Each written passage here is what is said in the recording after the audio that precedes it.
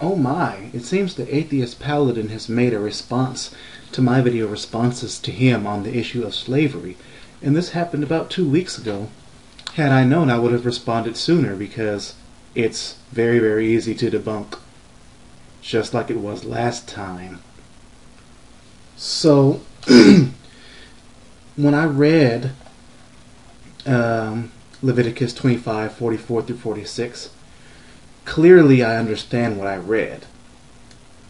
So let's see what you had to say about what I read. Okay, so you just read the verse and simply assert that there isn't a difference between the indentured servants and the slaves aforementioned.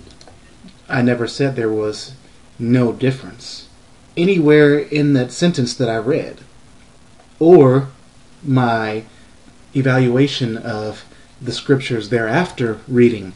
Nowhere did I say there was no difference between the two. So you fail on that note.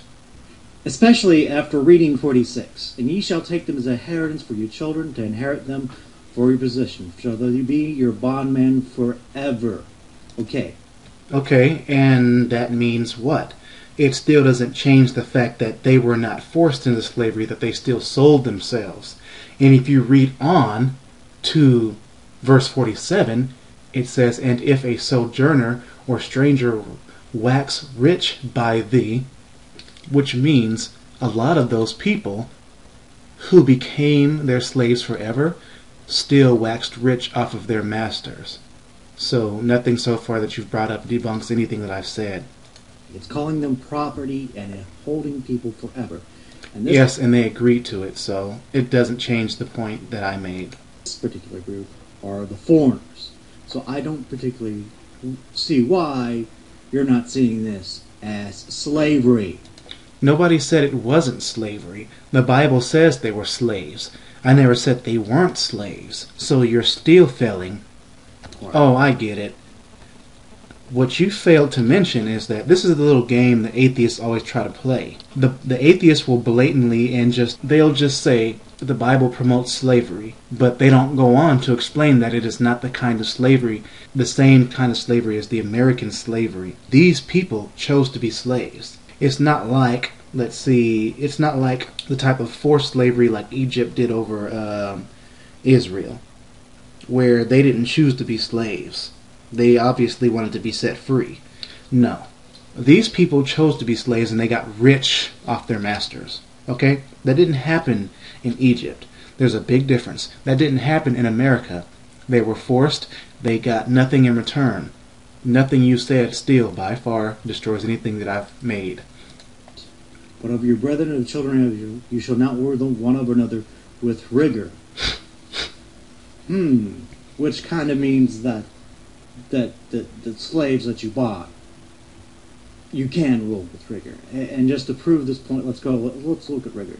And the Egyptians of the serves them with rigor. That's Exodus 1:13. Again, it refers to the slavery in Egypt that the Israelites went through was with rigor. Just because it says with rigor does not mean that they chose to be slaves. There's a big difference in between the two. Let's continue. Actually, before I continue, rigor simply means strictness, severity, or harshness, as in dealing with people. Last I checked, you could choose to be a part of the military, which is something that's going to be strict, severe, and harsh. So, this does not describe something that's being forced. So, are we saying this? No, crazy. Of course not. And then you also made the audacious claim that they didn't go out and take people. They didn't. It didn't say that in there. For slavery. That is absolutely wrong. And if you actually went to the end of my... It's not wrong because nowhere in those scriptures did it say that. Video would have demonstrated that. Remember 1 Chronicles chapter 5? Wait a minute.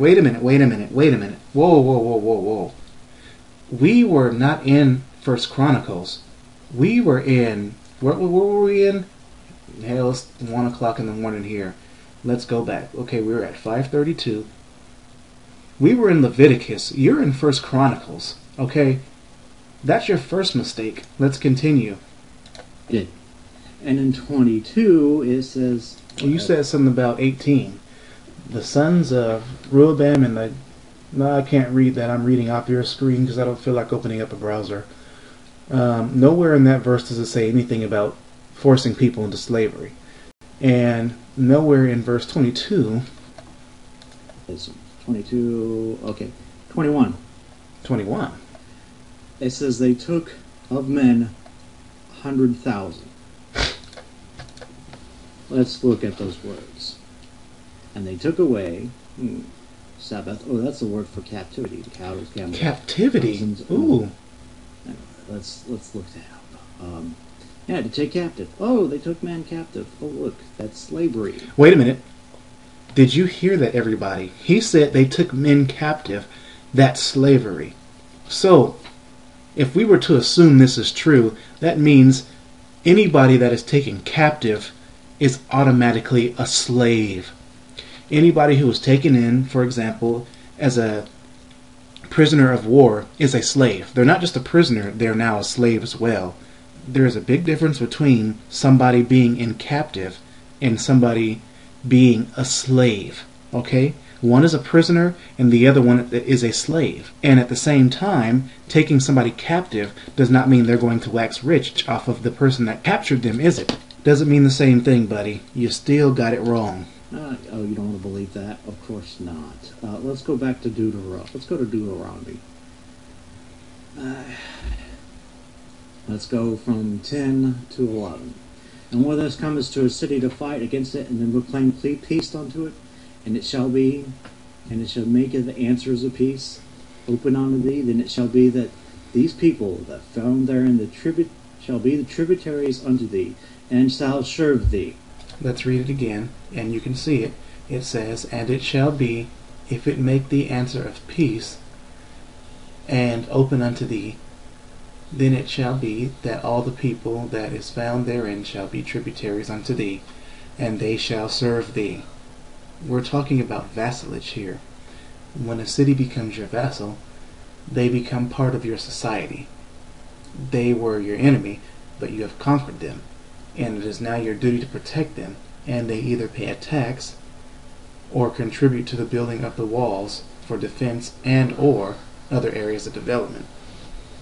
However, when it comes to this, they did not have to agree to peace, and they could have just kept fighting.